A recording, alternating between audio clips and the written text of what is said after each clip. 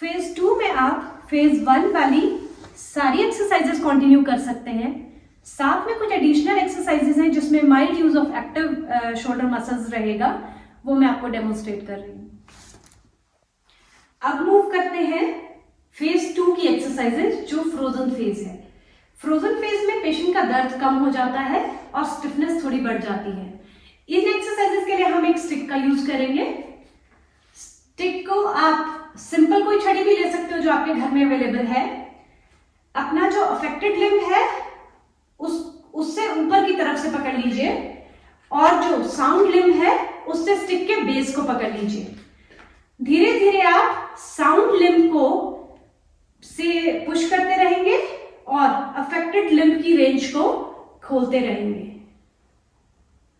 इस एक्सरसाइज को भी आपने 20 टाइम्स रिपीट करना है और जितनी एक्सट्रीम रेंज आप अपने अफेक्टेड लिम्ब पे लेकर जा सकते हैं वहां ले जाकर 5 सेकेंड होल्ड करना है या मन में 5 गिन लेना है। इस एक्सरसाइज को आप फ्लेक्शन के लिए भी यूज कर सकते हैं। स्टिक को थोड़ा सा टिल्ट कर लीजिए और दोबारा अपना जो सही हाथ है, साउंड हैंड है, उससे अफेक्टेड हाथ को फ्लेक्शन में लेकर जाना है, जितना मैक्सिमम आप लेकर जा सकते हैं। और यहां भी 5 सेकेंड का होल्ड देना है और फिर रिलैक्स कर लेना है। इस एक्सरसाइज को भी आप एक सेशन में 20 टाइम्स रिपीट करेंगे। कुछ पेशेंट्स इस एक्सरसाइज को इस तरह भी कर सकते हैं, दोनों हाथ में स्टिक जो है वो बराबर पकड़ लीजिए और धीरे धीरे धीरे धीरे इसे ऊपर उठाते चले जाइए। कोशिश करिए कि दोनों अफेक्टेड और नॉन अफेक्टेड हाथ जो आपके हैं वो बराबर ऊंचाई पे जाएं और फिर थोड़ी देर होल्ड करके उसको वापस लाना है। इसी तरह से आप पीछे से स्टिक को पकड़ सकते हैं और उसके बाद आप अपने बाजू को एक्सटेंशन में लेकर जाइए। इंटरनल रोटेशन को इंप्रूव करने के लिए आपने स्टिक को इसी तरह से होल्ड करना है और कोशिश करनी है इसको ऊपर लाने की। फ्रोजन या फेज 2 से अफेक्टेड फ्रोजन शोल्डर के पेशेंट्स में हम शोल्डर व्हील को भी यूज कर सकते हैं। शोल्डर व्हील में आपने अपनी कमर को स्टेबल रखना है, स्ट्रेट पोस्चर में खड़े हो जाना है और जहां तक आपकी रेंज जाती है वहां तक आपने अपने शोल्डर को रोटेशन में मूव करना है। इस एक्सरसाइज को भी हम 20 टाइम्स रिपीट करेंगे, 20 टाइम्स क्लॉकवाइज और 20 टाइम्स एंटी क्लॉकवाइज। इसमें जो ध्यान देने वाली बात है, कमर का मूवमेंट आगे या पीछे नहीं होना चाहिए। कमर न्यूट्रल पोजीशन में स्टेबल होनी चाहिए और मूवमेंट सिर्फ शोल्डर पे होना चाहिए। कमर पे अगर मूवमेंट हो रही है तो दैट मीन्स ट्रिक मूवमेंट कमर पे हो रही है और शोल्डर पे असर इसका कम हो रहा है।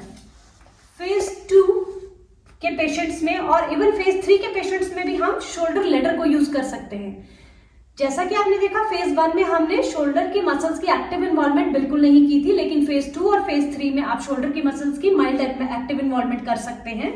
जैसे कि शोल्डर लेडर पे आपने धीरे धीरे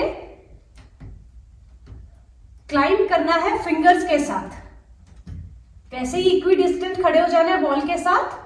जहां से आगे आप क्लाइंब नहीं कर पा रहे हैं, एक स्टेप आप लेडर की तरफ ले लीजिए और फिर से क्लाइंब कीजिए, फिर एक स्टेप आप लेडर की तरफ ले लीजिए और फिर से क्लाइंब कीजिए अनटिल एंड अनलेस आपकी फुल रेंज अचीव नहीं हो जाती। यही सेम एक्सरसाइज आप एबडक्शन में भी कर सकते हैं। इसमें mild involvement of your shoulder muscles it will be there और थोड़ा सहारा आपको जो है वो लेडर से मिलेगा। तो आपने इसमें एक ही चीज ध्यान रखनी है, शोल्डर की एक्टिव इन्वॉल्वमेंट तो करनी है लेकिन एक्सट्रीम पेन में शोल्डर नहीं जाना चाहिए। अब मूव करते हैं फेज 3 के ट्रीटमेंट की तरफ।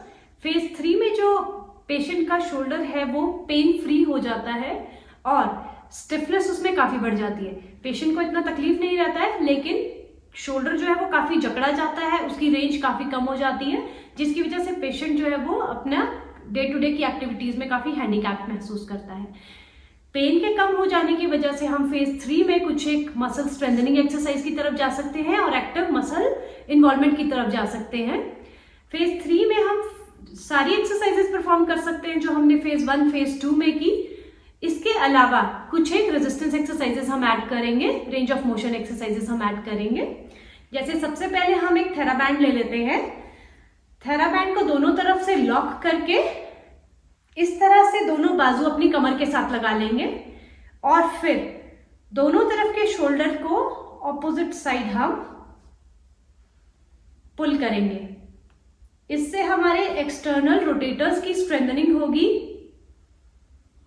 और मसल स्ट्रेंथ और शोल्डर रेंज दोनों को फायदा होगा। जैसा कि मैंने फेज 1 में भी डिस्कस किया था, पेंडुलर एक्सरसाइजेस हम फेज 2, फेज 3 में भी कर सकते हैं। फेज 1 में हमने इन प्लेन ऑफ ग्रेविटी किया था। फेज 2, फेज 3 में हम अगेंस्ट ग्रेविटी भी इस एक्सरसाइज को परफॉर्म कर सकते हैं with active use off shoulder muscles. धीरे धीरे आपने कोशिश करना है कि शोल्डर जॉइंट अपनी रेंज को गेन करता चला जाए जब तक कि मैक्सिमम रेंज अटेन नहीं हो जाती है। फ्लेक्शन की तरफ भी, एबडक्शन की तरफ भी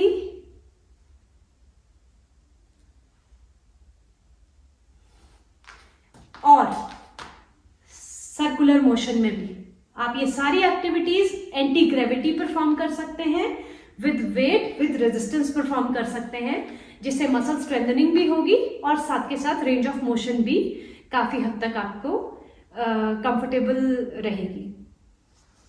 मैंने अपनी ये क्लिनिकल एक्सपीरियंस में काफी ऑब्जर्व किया है कि पेशेंट्स एक्सरसाइजेस को अच्छे से समझते हैं, जानते हैं, करते भी हैं, लेकिन किस फेज में कौन सी एक्सरसाइज एप्रोप्रिएट है इसमें कई बार धोखा खा जाते हैं। आई होप ये वीडियो आपके लिए यूजफुल रहा होगा और आपको पता लग गया होगा कि किस फेज में कौन सी एक्सरसाइज करनी चाहिए और कौन सी एक्सरसाइज किस फेज में नहीं परफॉर्म करनी चाहिए। अगर आपको किसी भी एक्सरसाइज के बारे में कोई कंफ्यूजन है तो please right in the comment box. Channel की सपोर्ट के लिए please do subscribe. Like button को जरूर प्रेस कर दीजिएगा, बेल आइकन को प्रेस कीजिएगा ताकि और इंफॉर्मेटिव वीडियोस हम आप तक सबसे पहले पहुंचा सके। Thank you.